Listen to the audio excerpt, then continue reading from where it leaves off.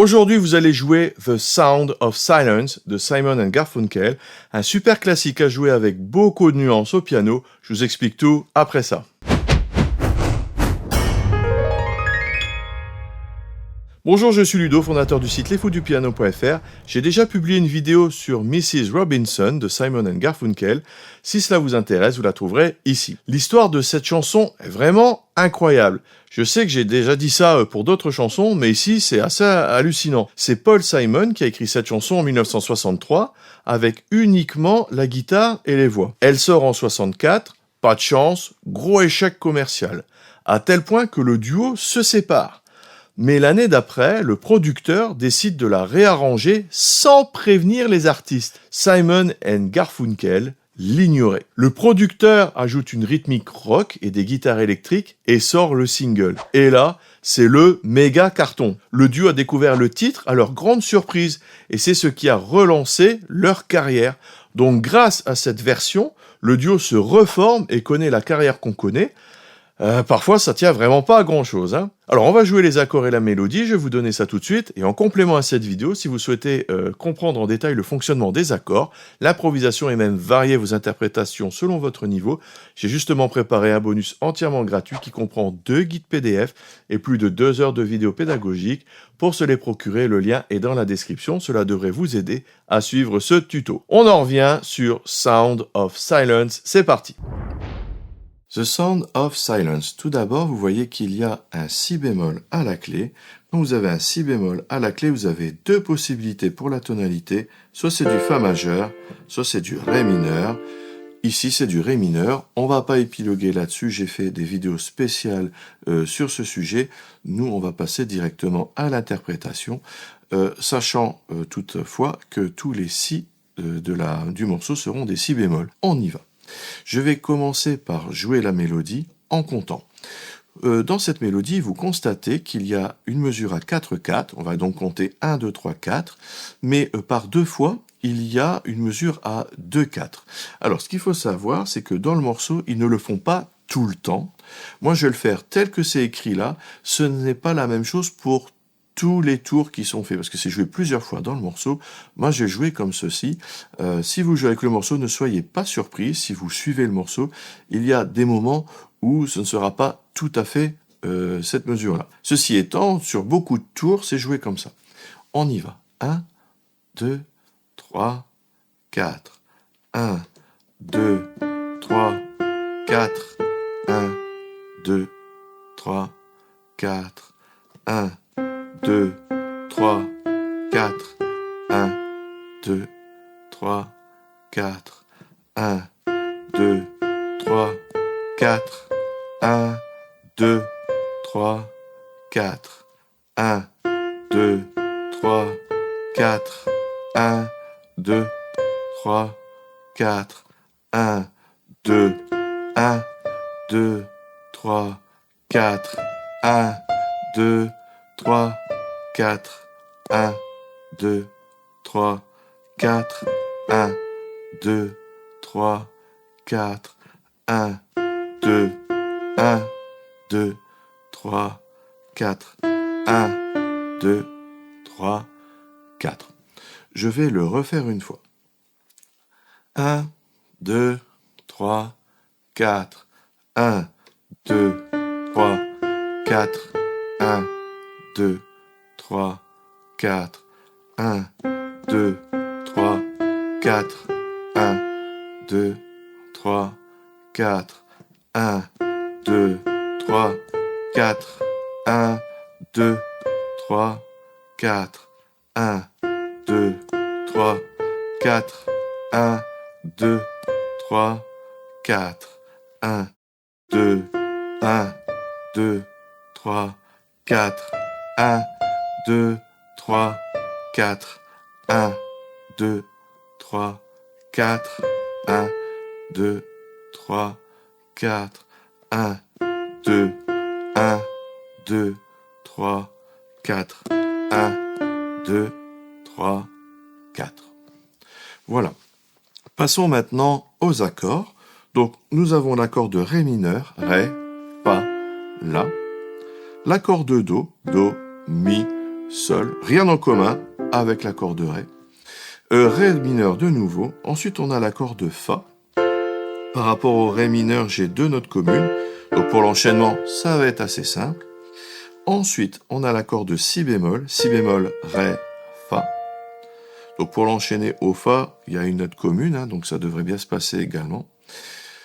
Je crois qu'on a fait le tour de tous les accords. Pour le jouer en accord, je vais plaquer et je vais donc marquer les fondamentales ici à la main gauche. C'est-à-dire que sur un accord de Ré, je joue un Ré, sur un accord de Do, je joue un Do. Je vais plaquer à la main droite en marquant tous les temps. 1, 2, 3, 4. Mais il ne faut pas que ça fasse bourrin. Si je fais comme ça, 1, 2, 3, 4, 1, ça ne va pas faire joli. Donc ce qu'on va faire, c'est qu'on va changer l'intention. Je vais faire ta-da, fort, pas fort, fort, pas fort, fort. Et je vais jouer comme ça sur tout le morceau. Soit vous faites l'accord et vous alternez avec le pouce. Donc ça ou ça. Ou une combinaison de tout cela. C'est du feeling en fait tout ça. Hein. Donc moi je vous donne le feeling. Vous mettez de la pédale que vous relevez et rebaissez à chaque changement d'accord. Donc surtout dans cet esprit-là.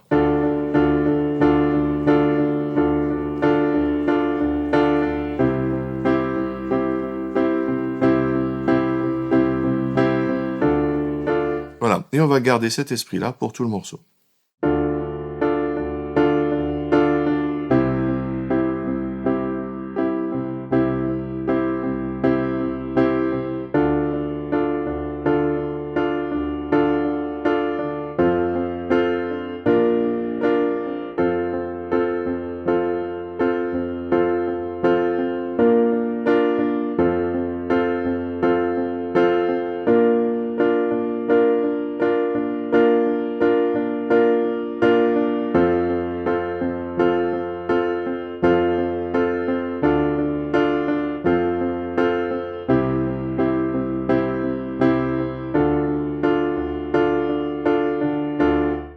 Maintenant, on va introduire la mélodie. Alors, ce que j'aime bien faire, c'est quand on joue la mélodie, d'essayer de marquer quand même le rythme pour pas que ça fasse plat.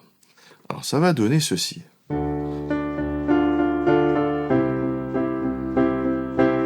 Finalement, qu'est-ce que j'ai fait? J'ai joué les notes de la mélodie et dès que j'ai une petite pause, je reprends la rythmique qu'on a vue juste avant.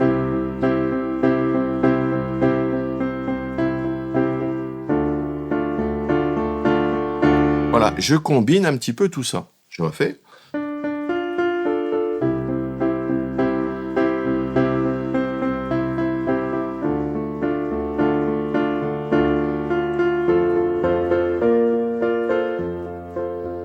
Voilà, et je vais essayer donc toujours de combiner ça.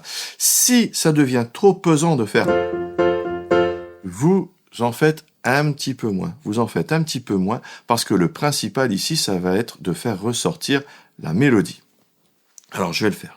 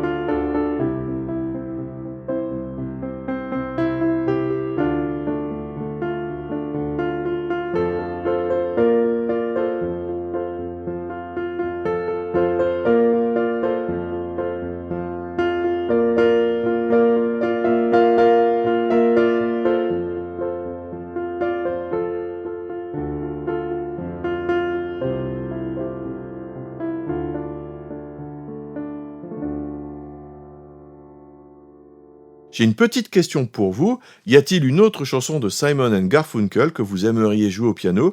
Dites-le moi en commentaire et je lis tous les commentaires. Et si vous voulez apprendre à jouer du piano grâce aux accords et improviser, il y a toujours mes cours gratuits, toute la théorie et surtout la pratique, comment enrichir votre jeu en jouant un même morceau de 10 façons différentes suivant votre niveau. Pour recevoir les guides et les vidéos, vous cliquez sur le lien dans la description. N'oubliez pas le petit j'aime, l'abonnement et la petite cloche. Merci et à tout de suite dans les vidéos bonus. Salut!